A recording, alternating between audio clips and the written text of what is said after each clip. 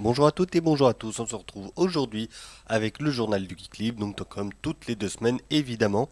Donc on va voir tout de suite le sommaire pour ceux qui ne connaissent pas et qui tombent sur la vidéo. Et ben c'est tout simple, c'est le journal qui traite essentiellement du monde libre, c'est-à-dire Linux, GNU et tout, voilà. Mais aussi d'autres choses à la fin. Donc voilà le sommaire, donc comme d'habitude, on commence par les logiciels qui sont sortis. Autant dire qu'il n'y a pas grand-chose avec l'approche des fêtes de Noël. C'est vraiment très calme de ce côté-là, j'en ai trouvé un. Essentiellement sur lequel je peux parler, ça me parle. Il y en avait un autre qui était intéressant aussi, mais c'était vraiment de la programmation pure et dure. Là, j'avoue que j'ai un petit peu du mal. Voilà. Mais sinon, j'en ai trouvé un qui était pas mal. Et après, bah, je vais vous parler d'un petit truc pour Noël pour faire des petits cadeaux. Distribution, il n'y a pas grand-chose non plus. J'en ai trouvé quelques-uns, évidemment, sur les sites internet. Et autre chose, on parlera de Windows. Parce que oui, Windows a envie de faire un petit peu de ménage dans son interface graphique. On verra ça après. Allez, on va commencer avec le logiciel des semaines.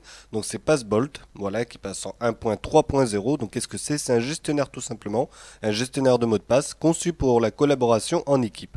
Cette sortie marque le début de la prise en charge d'un greffon pour le navigateur Chrome, comme ce que l'on a en image. Voilà. Le logiciel a vu apparaître quelques nouvelles fonctionnalités. Donc il y a les notifications par courriel qui viennent d'arriver. Donc pour l'édition et la suppression de mots de passe. Un système de recherche instantané. Le visionnage des permissions dans une barre latérale qu'il y a dans le logiciel.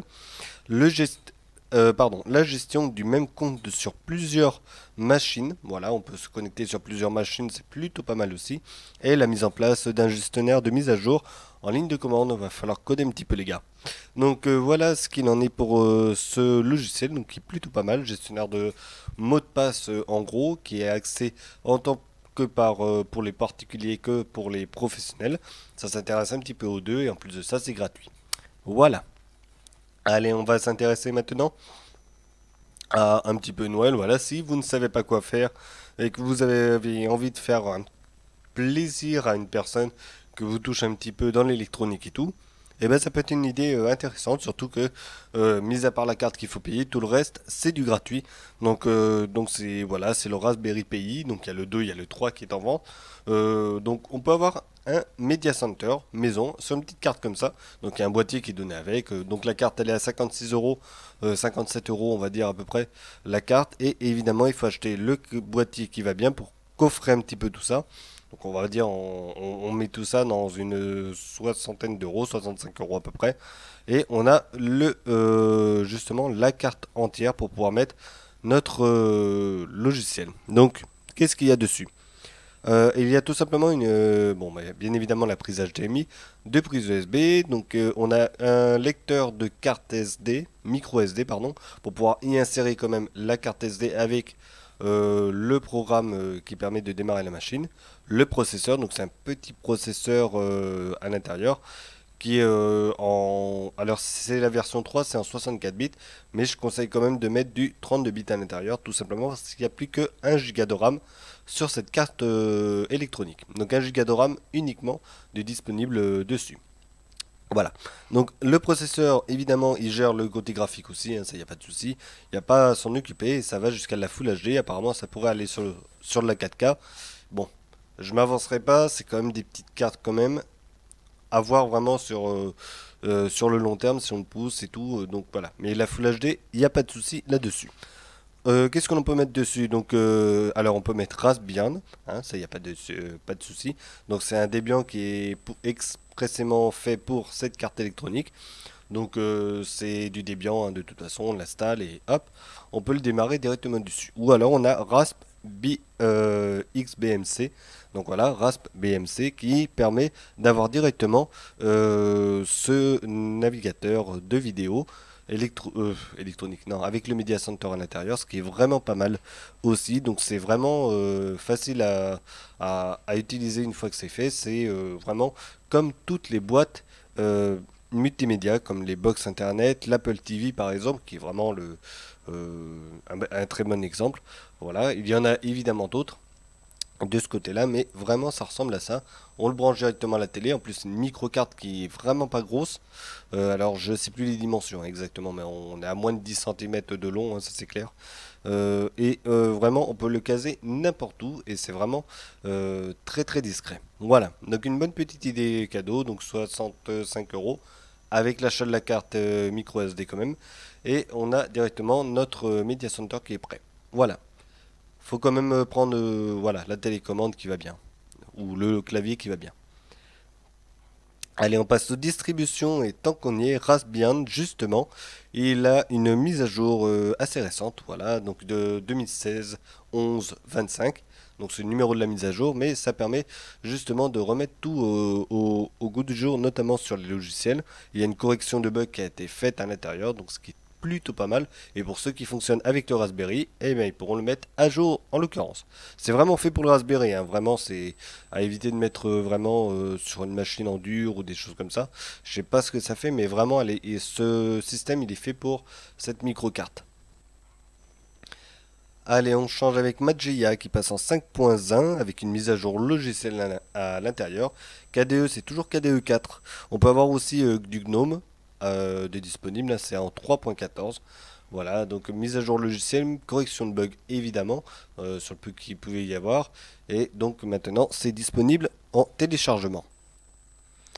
Backbox, pareil, Backbox Linux qui passe en 4.7, pareil, correction de bugs, mais aussi mise à jour du kernel Linux vers la version 4.4, une mise à jour aussi de logiciels internes, de tests de hacking et de sécurité, donc il y en a plein à l'intérieur, hein, ça sert justement à tester la sécurité des ordinateurs, ce qui est plutôt pas mal de ce côté-là. Évidemment, on peut hacker ou des choses comme ça dessus, mais bon, pour ceux qui testent la sécurité, voilà, tout ça c'est mis à jour. Corora 25, allez, sur Corora 25 qui est donc sur Fedora. Sur Fedora 25, évidemment, correction de bugs et mise à jour à l'intérieur, donc la mise à jour des logiciels, mais aussi il y a un multibureau à l'intérieur. Enfin, on peut en avoir plusieurs. Donc KDE qui est disponible, il y a Cinnamon, il y a GNOME, il y en a évidemment d'autres comme XFCE qui sont disponibles.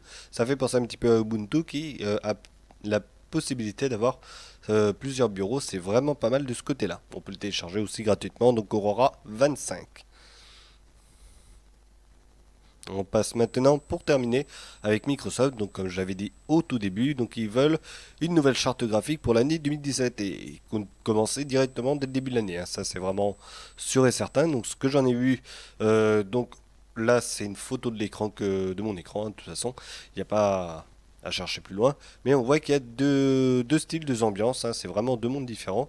Donc la nouvelle charte graphique, donc celle de Metro, hein, Metro UI, tel que l'on l'a connu sous Windows 8 et sous Windows 10, avant qu'il y ait justement le retour du menu démarrer et tout. Et on a l'ancienne version avec, comme on peut le voir, le navigateur de fichiers, encore sous l'ancienne version. Et normalement, si tout se passe bien, Microsoft voudrait justement faire une seule charte graphique appelée Néon pour pouvoir avoir vraiment la même identification visuelle, que ce soit un logiciel métro ou un logiciel interne. Voilà.